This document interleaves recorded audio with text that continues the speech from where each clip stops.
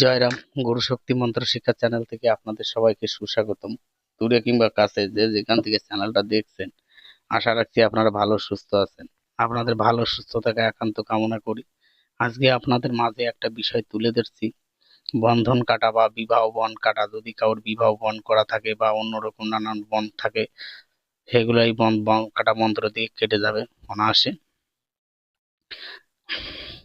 আমি যে সকল মন্ত্র আপনাদের সামনে উপস্থিত করি সবই উস্তাদমুখী বিদ্যা,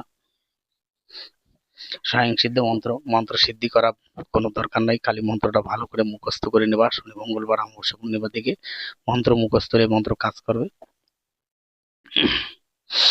যাই হোক, মন্ত্রটা আমি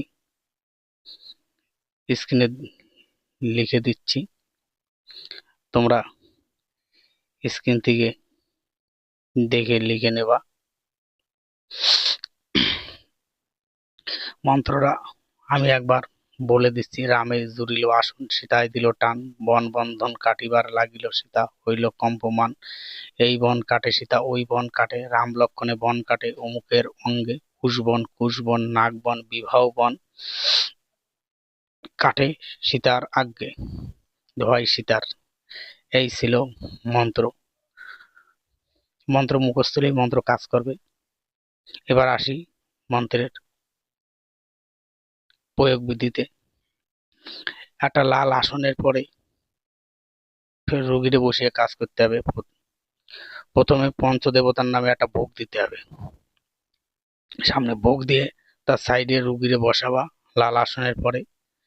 বসাইয়ে এবার একটু দুধ, জল আর তিন ডালি তুলসী পাতা, মানে একটা আগায় তিনটে তুলসী পাতা থাকবে ডালে, ওরকম তুলসী পাতা দিয়ে জলটা নাড়াচাড়া করবার, মন্ত্র পাঠ করবা।